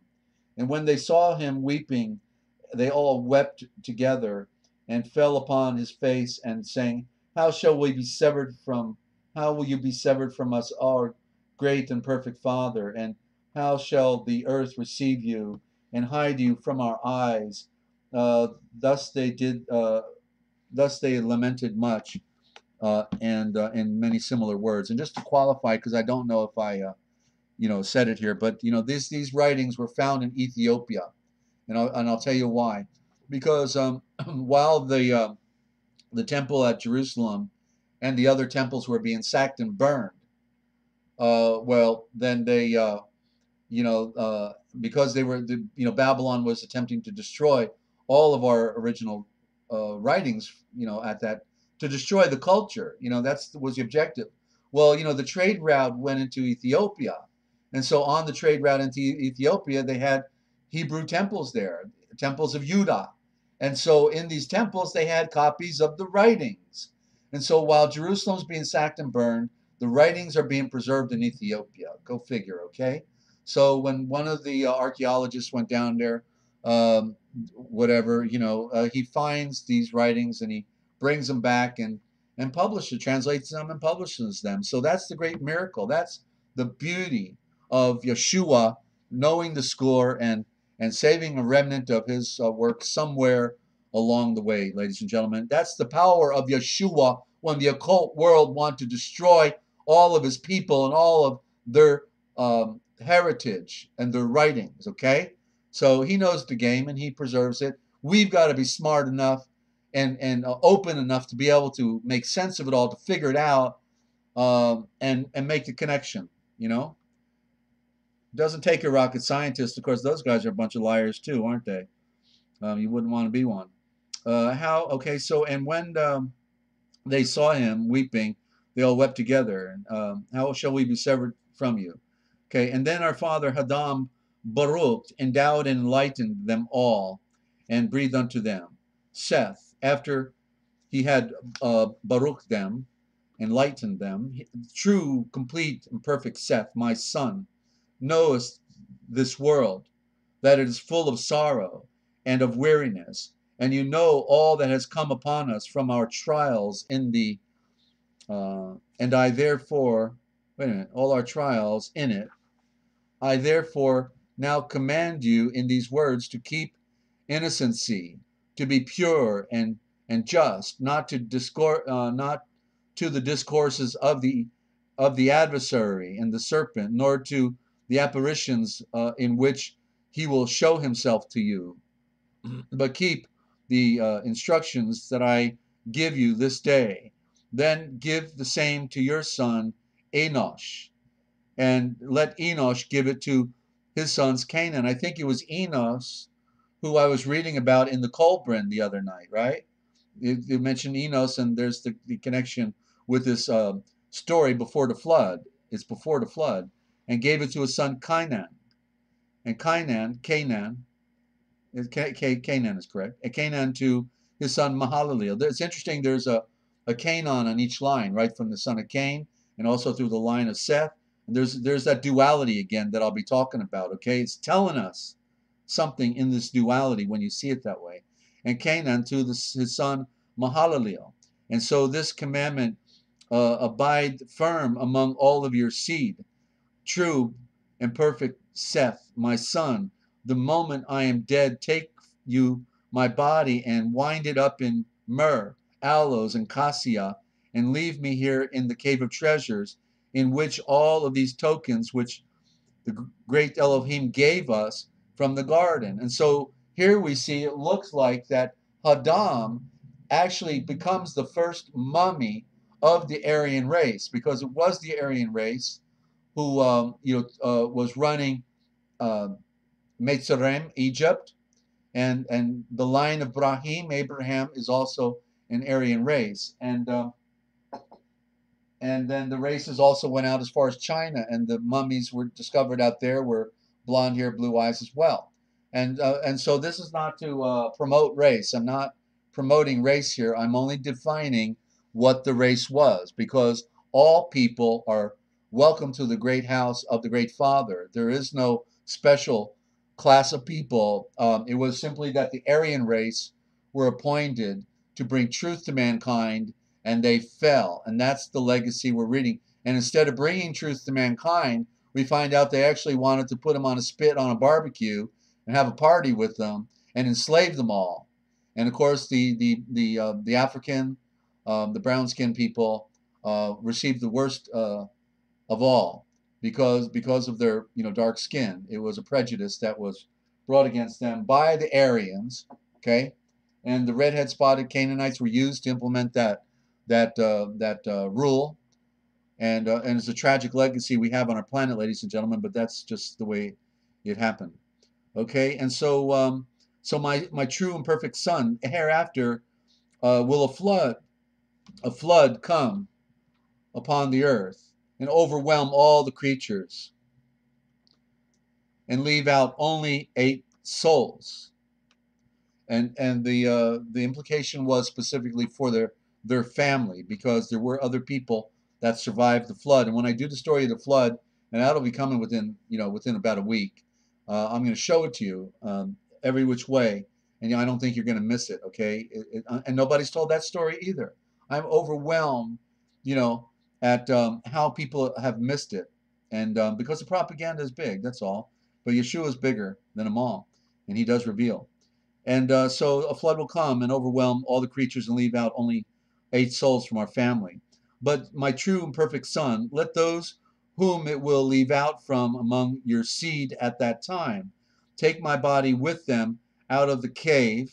And when they have taken it with them, let them, the oldest among them, command his children to lay my body in a ship until the flood has been assuaged, and then they come out of the ship. Okay, so he went, and that is also very much, symbolic of the Christ story, right? Who is also, wrapped in winding sheets and buried in a tomb, and then comes to the other side, right? To the other side, being a metaphysical transition from mortality to immortality. Then they will take my body and lay it in the middle of the earth, shortly after they have been saved from the waters of the flood. For the place where my body will be laid is the middle of the earth. That would be Yerushalayim. Okay? And the great Elohim will come from there and will give all to our relations. Okay? So the great Elohim will come from there. He's talking about the Mashiach. That's what he means. The great Elohim, Yeshua, will come from there and will save all of our relations. And the truth, it's open to all comers, all mankind. But now, my true and perfect Seth, my son, my seed, my light, place yourself at my head of the people. Place yourself at the head of the people and attend to them and watch over them in the fear of the great Elohim, over them in the fear of the Elohim, and lead them in the perfect way. Instruct them to fast unto the great Elohim, and to make them comprehend that they ought not to listen to the adversary unless he destroy them.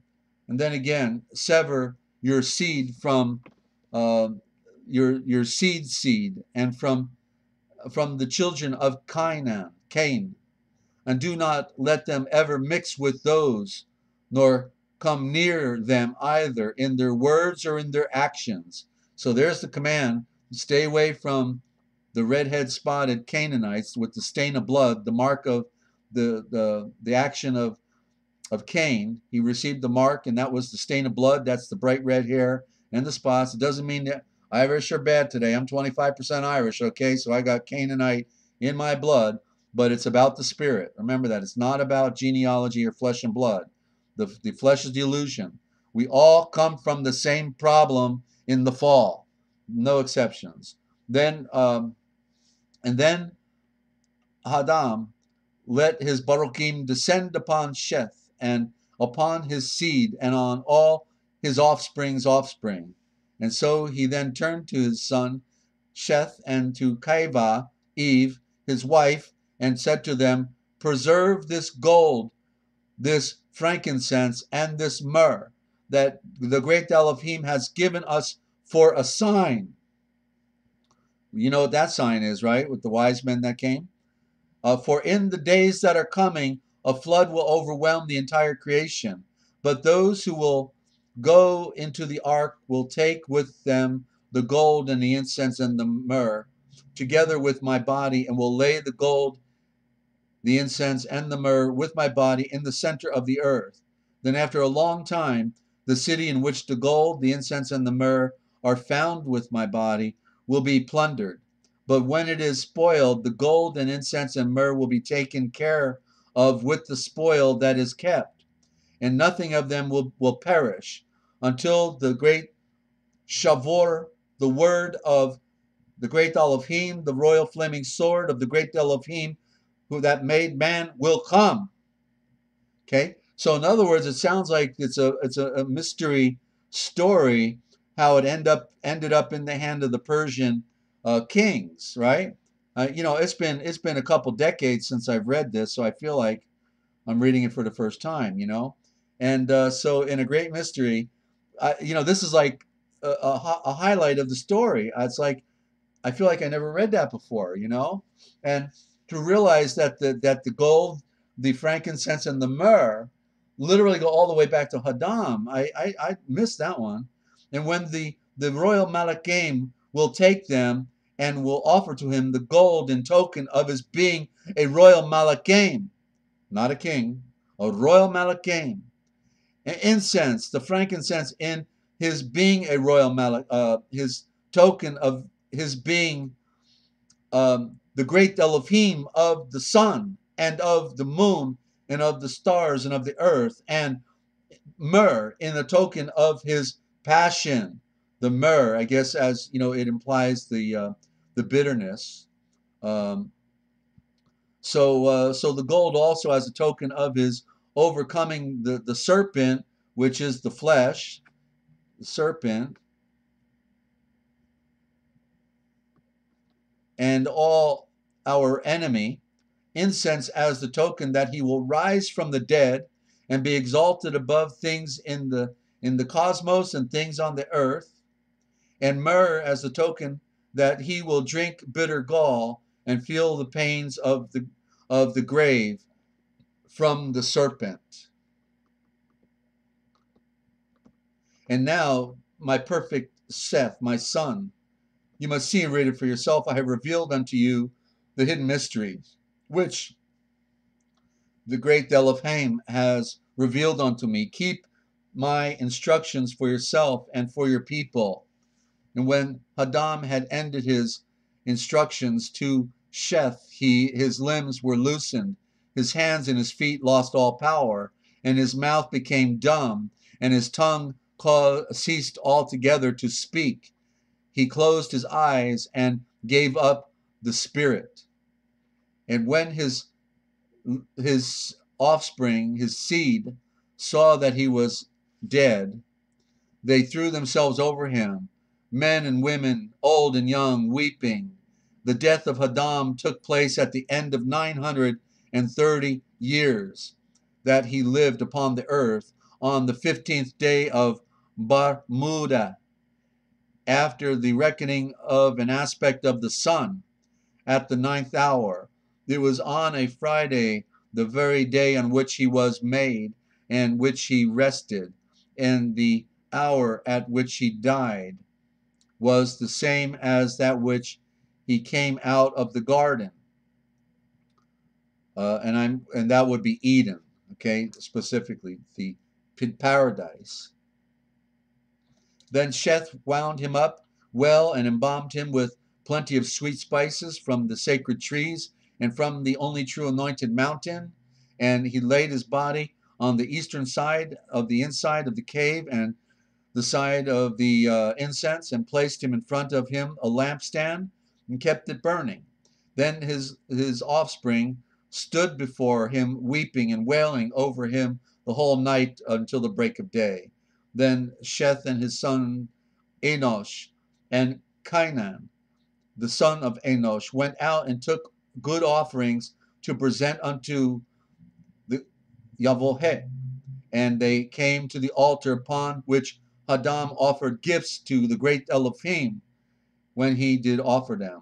But Keva, Eve, said to them, wait until we have first asked the great Elohim, to accept our offering and to keep by him the soul of Hadam, his Sherfan, serpent, and to take it up to rest.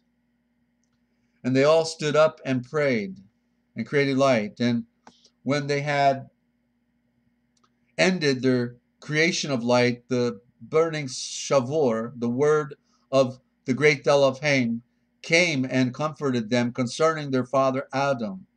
After this, they offered their gifts for themselves and for their father. And when they had ended their offering, the word, the burning Shavor of the great Elohim, came to Sheth, the eldest among them, saying unto him, true, perfect Seth, 3 times, as I was in your father, so also shall I be with you, until the fulfillment of the promise that I made to him by your father by breathing. I will send my royal Shavor, my word, and save my Shavor, Savior, and save you and your seed. But as to your father Hadam, you must keep his instructions that he gave you, and sever your seed from that of Cain, your brothers, your relations. And the great Elohim withdrew his Shavor, his word, from Sheth. And Sheth and Keva, Eve, and their little ones, their offspring, came down from the mountain to the cave of treasures. But Hadam was the first whose soul died in the land of the garden and in the cave of treasures, for no one died before him but his son Abel, who died murdered. And all the offspring of Adam rose up and wept over their father Adam and made offerings to him 140 days. Chapter 10. I just want to look and see how much I've got to read here. I may want to split part of it through tomorrow. Okay, yeah. Okay. Yeah, see, I've got a little bit to go through here, so that's 80, that's 67, 80. Yeah, I've got a few pages. I'm going to, I think I'll stop it right here, and then tomorrow what I'll do is I will start early, and I will, rather than, get into a dialogue, I will just go right back into the read when my throat is fresh, and then we'll knock this out, okay? So let me just highlight the bottom here. And I want to thank everybody for tuning in tonight and for hanging in there with me. I know I tend to be long-winded at times, and there's so much to talk about, so much to say in this grand illusion, this grand deception that we're in. I also interpret the movies, and one day I'll give you the interpretation of the words and symbols within, like, the movie Superman and the Exorcist and the Avatar. I mean, these movies are shouting with symbolism, and nobody gets the picture, ladies and gentlemen, that they're giving, they're talking about us, and they're talking about themselves and what they're going to do, okay, with all of us in this world, and so we've got to read the signs and the symbols, and we can be set free then from them. People go there to be entertained, right? They go to these movies, watch all this violence, and that's entertainment, right? I'll tell you what, I within a 36-hour period had the experience of being stabbed 5 times, then shot through with a 30-30 rifle after the bullet went through a friend of mine. And I was involved in rescuing a gal from being systematically raped by her 35-year-old brother-in-law. She was my girlfriend, 16 years old. I was 18 at the time. And so I know what it's like to, go through the fire and be fired upon. And so we're here, ladies and gentlemen, to bring light for each other, okay? And just about bedtime. Thanks so much. Buffering now. Okay, well, Lynn, thank you. And I think I've covered everything. I just want you to remember, if you want to get a copy of the Real Da Vinci Code Etymological Dictionary, or the Book of Wisdom, or the Original Thought Translation project with the modern with the latest draft of the dictionary in there, that has to do with all of the words of our spiritual tradition, then any size donation, okay, just any size, for any one of them, one at a time, please. But if you don't have the funny money, then just let me know. I'll be glad to send it to you. I need you to either call here. I've given out that number. It's at the beginning of the broadcast. Just replay it, or you can email me as well. Contact at FreeAmericaRadio.com, or the PayPal button is at therealpublicradio.net. There's a PayPal button there. We want to publish. I want to publish the Book of Wisdom first, as soon as possible, to get it to people in prison. This Book of Wisdom was by Joseph of Arimathea. It's 22 chapters, the number of perfection, and it is the most powerful book of wisdom that you will ever read. It fits that it's the great uncle of Yeshua. This was a special family that we have no idea, ladies and gentlemen. We've been robbed of all the history and all the stories that belong to them, and I've been, inspired to bring it all back on the table. Good night, Lynn, and so thank you so much. And just remember, ladies and gentlemen, that if you want to know the future, then you just need to look forward to Forbidden History. We're here now every morning at 9 a.m., where I do the history of the church, reading through the book of Eusebius, the history of the church, and the original gospel, the greatest gospel story never told. And then every evening at 8 p.m. Eastern Time. It's all right here, the Forbidden History series, what they didn't want you to know, but I tell right here, because somebody's got to do it, ladies and gentlemen. I'm just happy to accommodate all of you and to tell it like it is. So thank you, and good night. You did tell your friends, right? Okay, well, thanks for doing that.